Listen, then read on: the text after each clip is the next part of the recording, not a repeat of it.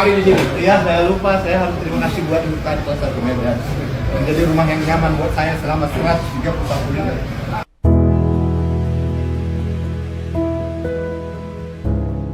Senang sekali rasanya dan selamat buat Pak Amsal Sitepu. Anda benar-benar layak.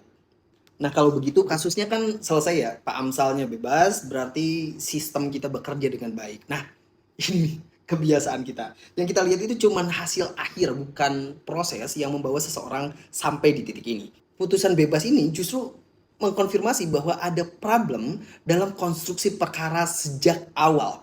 Jadi sekalipun pengadilan akhirnya mengoreksi tuduhan, tetapi itu tidak menghentikan ketidakseimbangan yang juga terjadi sejak awal. Karena bagaimana mungkin nih, seseorang itu bisa dibawa ke proses pidana dengan dasar yang lemah secara logika. Iya benar, vonis akhirnya tidak bersalah.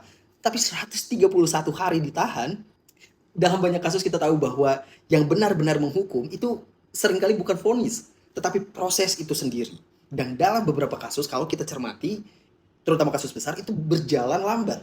Ada yang sempat kabur, bahkan bisa dinegosiasikan untuk sholat Idul Fitri, kayak kemarin di luar penjara gitu. Tapi tidak dengan kasusnya Amsal. Kita semua mengikuti kasusnya. Ya meskipun belum sempat merespon, karena memang sejak awal ini nggak masuk logika. Apalagi statementnya jaksa itu bukan hanya keliru, tetapi seolah menghina nalar publik.